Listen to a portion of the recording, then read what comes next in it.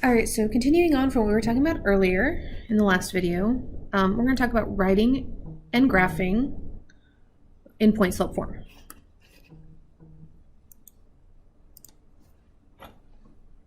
So to be able to write and graph, we need a couple of pieces of information from our equation. We need the slope and we need the point. So looking at this equation here, what is my slope? Well, remember, point slope form is y minus y1 is equal to m times x minus x1. Okay, where m is my slope. So what number is in the m's place? Okay, that one right there. So my slope is equal to 2. Now, I need a point to be able to graph this, right? Well, x1 and y1 give me a point. Key thing to watch though is, since this is already minus, I need to take the opposite sign of what the number is. So on my x, right? Okay, it's minus 7. So that means it's a positive 7. It's the opposite of when we're pulling it out. And okay.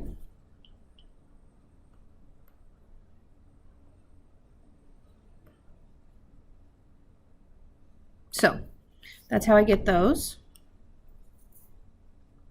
Okay.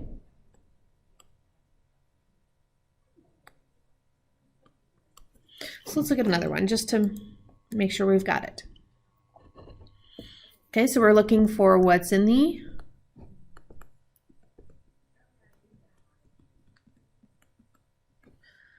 what is in the m spot? Well, in this case, again, it's my 2. So my m is 2, or my slope, right? Because m represents slope. And what is the point that I need? Okay, well, let's start with the x value, right? Which is in this place. So it's minus 9, which makes that a positive 9. Okay. The point here for my y value, okay, it says plus 4. So opposite of a positive 4 is a negative 4. Okay. So now let's actually go to graphing these. Okay, what is it going to look like to actually graph this? So we pick out our slope. Our m is 2. Remember, that's the same thing as 2 over 1. And the point. So I need my x value,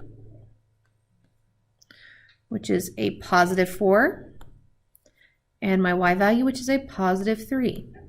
So before, when we were graphing, we graphed our y-intercept first. Well, I don't have my y-intercept, but I do have a point. So I'm going to go over to 4 on my x-axis, and then I'm going to go up to 3. Okay, and that's where my first dot is going to go. From there, I'm going to use my rise and then my run to get my next point. So I'm going to go up 2 and right 1. Now, I'm going to need to do a few more points, so I'm going to work backwards and I'm going to go down 2 and left 1. Just so I can draw a nice straight line.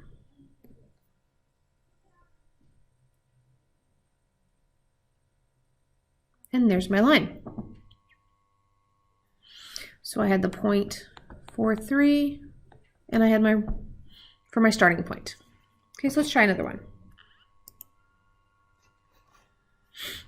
So what is my slope? Okay, it's 2/3. My point, I've got 4 for my x value,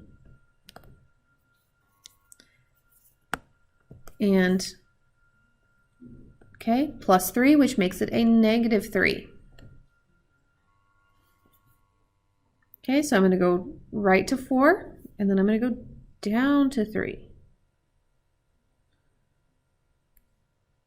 Okay, so now we can use our slope, which is 2/3. So my rise is 2. My run is 3. Well, I can't do that, right? So I'm going to work backwards. So I'm going to go down 2, and I'm going to run left 3.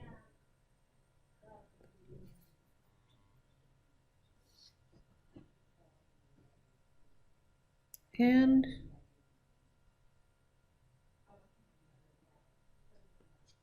There we go. All right, we'll do one more. So my slope is -1. Right? There's an invisible 1 right there. The point, okay, I've got +4 there, right? So that makes it a -4 and a +3. So this time I'm going to start by going left to -4, up to 3. And my slope is a -1, so I'm going to go down 1, right 1.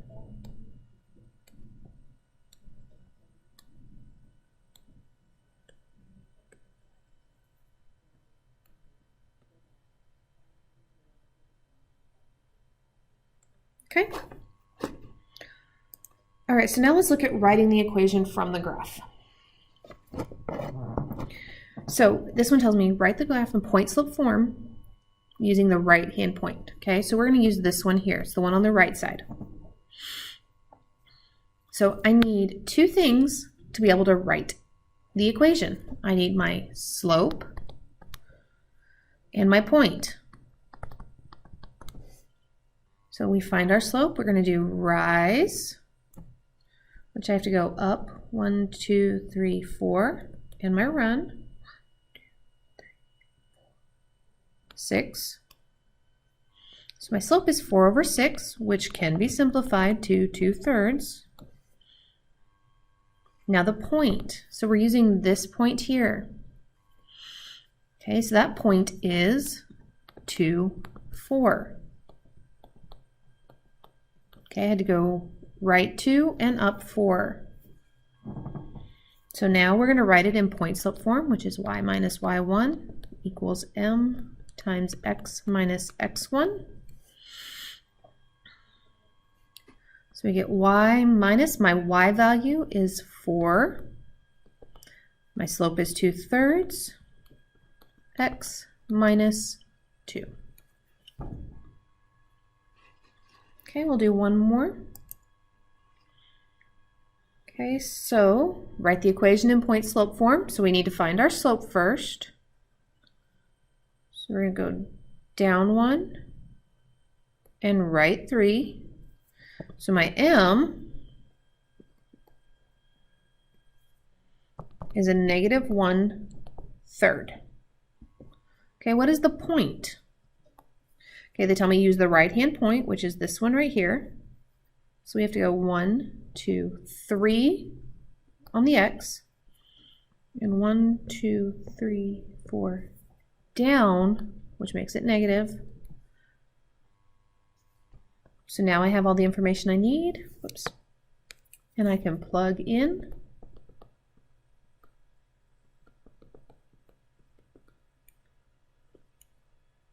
Okay, so my y1 is a -5, so we're going to do y minus a -5 is equal to -1/3 times x minus my x1, which is 3.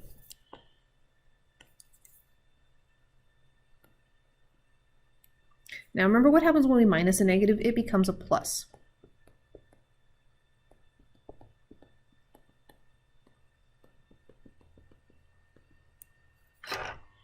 And there we have it.